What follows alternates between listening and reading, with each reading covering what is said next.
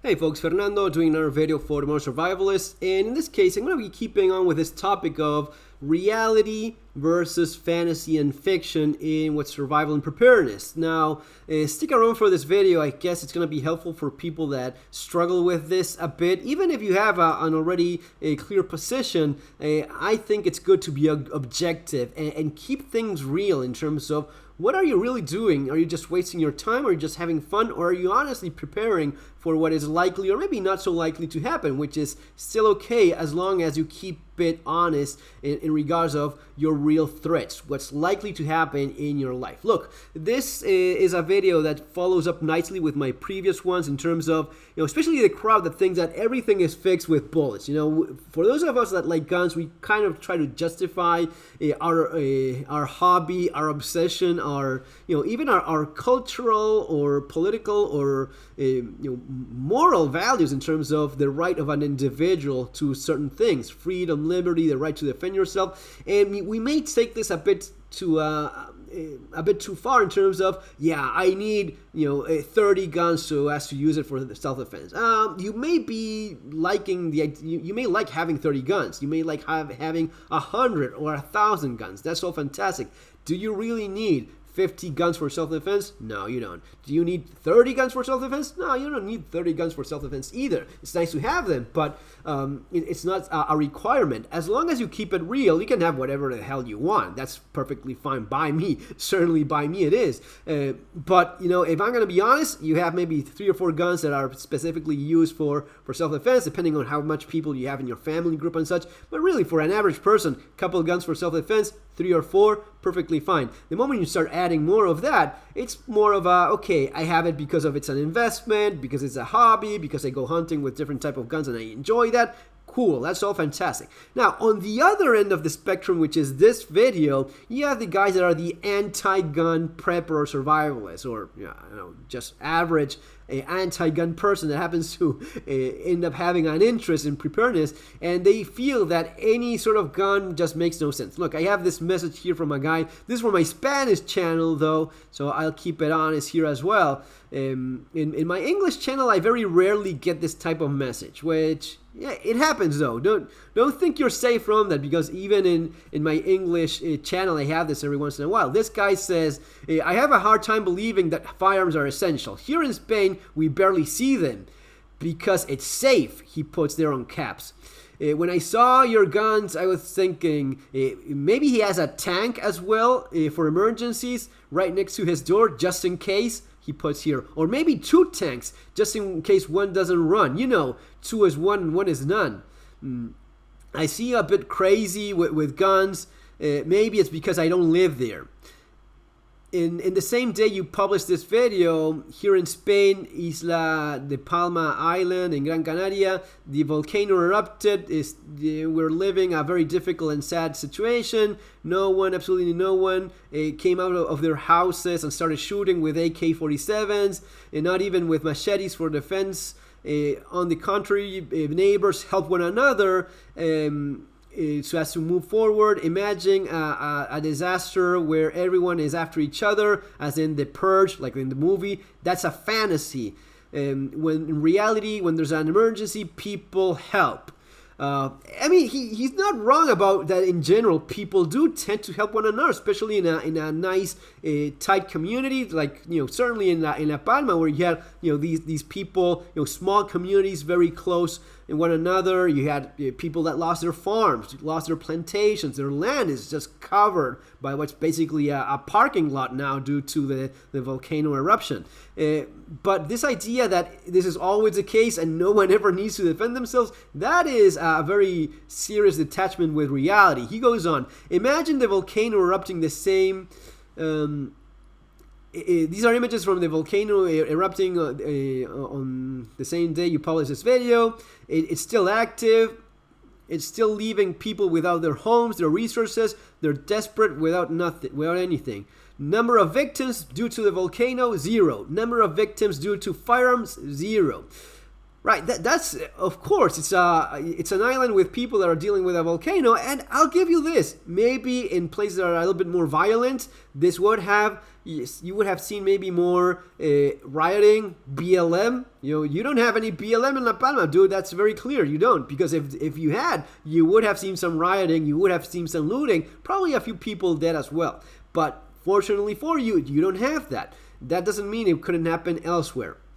So fine, no one died because of the volcano. It was properly managed, the way in which everyone was evacuated and people kept it civil, which is, yes, usually the case. But if you go to Spain, Italy, France, Germany, Great Britain, Holland, Denmark, Norway, Sweden, Finland, etc., etc., etc., it's the same. You find help, not hate. Maybe that this is why we don't go arms to buy our bread. Other than that, everything. Other than that, okay, with all your other videos. So this is very clearly a person that it's an anti-gun person. That he feels that having a firearm makes just no sense because you don't deal with any violence. Look, this person is an idiot. I mean, the only way of putting it is that he's a fool, and he has a very serious detachment with reality. This person says he lives in Spain. Now, he thinks that there's no hate in Spain, that there's no one getting hurt, getting stabbed in Spain. A couple of days ago, they arrested a woman that stabbed a doctor, of all people. She stabbed a couple people, was released from a mental clinic where she was in, and she stabbed people again. And this basically happens. Look, it is true that you have places that are more dangerous than others. You have places that are more violent. Countries that are more violent than others. Let's go look into this for a second and analyze a bit to see what numbers we find. Now, before I go on with this, keep in mind the following. Sure, a volcano erupted, no one died, no one was shot. Fantastic. I'm super glad for that. That doesn't mean that bad things don't happen. And we're going to be looking at the numbers. Murder rate, this is a number I always take pretty seriously. Violent crime, rape, those are serious numbers. Now, it doesn't matter if it's like in Argentina, 5.94 homicide rate every 100,000 people, or it's in US, the average is 5.35, actually very close to what it is in Argentina, or in Spain, 0.63. That's all nice and good. Now, you know what? The moment you get stabbed, the moment you get shot, the moment you get your head caved in with a rock and you're dead, or your loved ones are dead, or your son or daughter is raped or stabbed or whatever, that is 100%. It doesn't matter if statistically it's 1.35. It's gonna be 100%. If you are dead, you're dead 100%. If your loved ones, same thing. So this is why, one of the criticism I get from my book, Street Survival Skills is the only book I did the Spanish version of, and one of the few criticisms I get is the Spanish version of Street Survival Skills is you talk too much about self-defense, guns, and security. Yeah, half the book is about staying safe from other people. That's because other people are usually your greatest threat. Outside of the things that if you do survival and preparedness seriously and objectively, you're not going to be preparing for only just one thing. In fact, the most likely threat you face is, basic stuff that people are bored about, like, having a healthy diet, working out, avoiding much of a sedentary lifestyle that has a very serious impact on your health and your quality of life as well. So if you don't take care of that, you're not really being all that objective and realistic about your preparedness. Now, having said that, if you look at some of the things that, end up affecting people and ruining their lives or getting killed, that is usually other people. Less likely, if you look at how likely am I to die due to hypothermia because I'm lost in the wild, compared to the chances of you getting shot, stabbed, raped, murdered, and all that nasty stuff that other people do to one another, it is quite obvious which one is more of a serious thing, more of a priority, no matter where you live. If you're thinking about, I'm going to be dehydrating and starving to death in the United States, that is very rarely one of your main concerns. Doesn't mean you don't take care of that. As I talked about in the previous video, it is stuff you take care of when you're realistic preparing. But if you look at it in terms of the chances of you getting hurt in some other manners, look, homicide rate, US every 100,000, 5.35 people. Would you like to guess how many people starve to death in the United States every 100,000 or died due to thirst? It's not comparable. And the same goes for anywhere else. Look, it's not just about homicide rate, which is a serious number. I also look at the violent crime, rape. That's another thing that ends up ruining your life. This is something that people in Latin America are very aware of. It's not just about getting shot, which is, it's a serious thing, getting killed, getting murdered. But if you get shot and you end up in a wheelchair, you're not going to be making it into this number. You're not going to be in that homicide rate because you're not actually dead. You're just in a wheelchair for the rest of your life.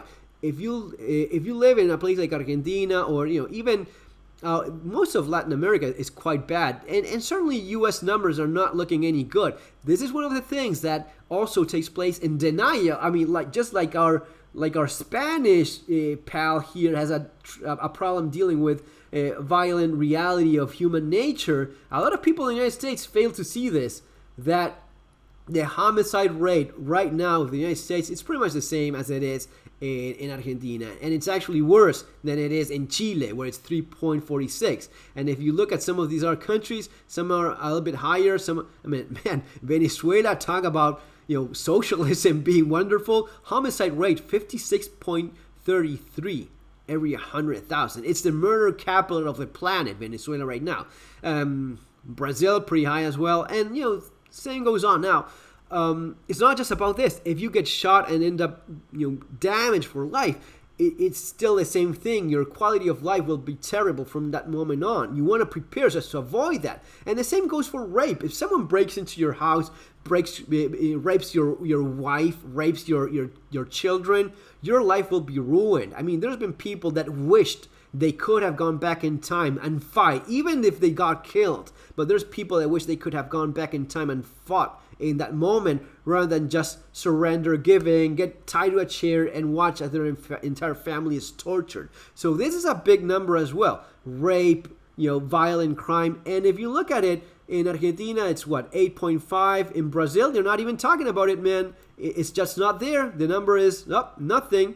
If you look at Chile, that's quite high, 13.3 every 100,000. If you look at the United States, that is pretty bad as well, 27.3. Now, there are little differences, political, cultural, in terms of what is actual rape or not, what is a sexual abuse or not. So there's a little bit of a wiggle room there in terms of those numbers. Still, it just says quite a bit of what's going on. So yeah, it is something that could happen, and it's something that you definitely want to have your family prepared for. Your kids, your daughter, your wife. This is something you want to look into. That's why I talk about this sort of stuff. That's why self-defense, security is such a big deal when you do realistic self-preparedness for the real world. The chances of you freezing to death in the wild, you're going to be making it to the news. It is extremely unlikely. It happens. Yes, sure, it does happen. But people that starve to death, that freeze to death, are nothing in comparison to the numbers of lives being ruined by this stuff. Now, our guy here was saying that, and he goes on about not having, this is a bit of a racist kind of vibe that I got from his message in terms of, yeah, we don't have that in Portugal, Italy, France. Look, all of those places, wonderful. But if you look at for example, rates of rape in France, homicide, that's quite good. 1.35 versus 5.94 in Argentina. Now, rape in Argentina, 8.5. France, 16.2. Again, I'm sure that the amount of sexual abuses are not being reported in one place compared to the other. There could be quite a bit of room there, but man, that is double the number. If you look at 8.5, 16, that is double the number. So don't talk to me about how we don't have any hate here. Dude, I get messages all the time from people from all over Europe, not just the United States, people telling me about horrible things that go on. Now, this guy that he thinks that in Spain bad things don't happen, he has no idea what he's talking about. If he talked with police officers, people anywhere, doesn't matter where you live. If you live in the United States, if you live anywhere in Europe, pretty much anywhere. If you talk to people that are working this, that do this for a living, that are in constant contact with people that are dealing with with rape, assault, people that were maimed, stabbed, wounded, lives ruined. And it may be this guy happily goes by his stupid bread, and he's not realizing that maybe 20 yards away from here, from where he's walking, literally, someone got his life ruined. Someone got hurt. Something horrible happened, and he just doesn't even realize about that. He just goes on his merry life without even addressing or having to deal with that. That's simply the case it is. But bad things happen everywhere. In terms of rape, that's pretty bad. 16. If you look at Sweden, what is that, 63.5? I know that in Sweden they have like a different way of reporting these things, and like each individual assault goes into that number. It's not just one person. Anyway, and what is considered sexual harassment or abuse may be in there, but it's a pretty damn high number, 63.5. In Norway, 19. Now, there's something very interesting that a lot of you people don't realize. Here in Great Britain, you have homicide rate 1.2. Rape per 100,000 people, nothing. That rings a bell. Brazil, nothing. Here, nothing. You know why that is? And this is something I've been aware of for several years now because I looked into this. You know why in most cases you have very murky sexual abuse, rape numbers in what's Great Britain? Because they want to try to hide that number as much as possible. You know why they try to hide it? Because it's so high, it's so overwhelming that they just don't want to deal with it. So whatever it is that you come across, you find, it's going to be a fixed cooked number because realistically, it's so high that it's just something that they cannot deal with anymore. That is also why usually the sentences they have for sexual crimes are quite low, because if they gave these people higher sentences, they would have overwhelmed presence. It happens so much, it has become a cultural thing to this point, given how rich and vibrant the culture has become, I guess. That's an important part of this as well, let's be honest. But either way, that's why this number is it's not there. And I've seen many instances in which that number is not reflected. And whatever bullshit number you find is very likely to be cooked and fixed so as to make it look a little bit better. But this idea that just guns are for evil, stupid Latinos that are just savages that just attack each other and we're just a bunch of wild animals, that's kind of racist. The real kind of racist. It's also not accurate. If you're preparing, just like it's ridiculous to think that the only thing you should be worrying about is guns, it's just as stupid to think that you don't need any guns for self-defense because you live in this magical unicorn fart world where everything works perfectly and everyone is always trying to help one another and there's no hate. Bullshit. That's not how the world works. Guys, see you on the next video. Have an awesome day. Take care.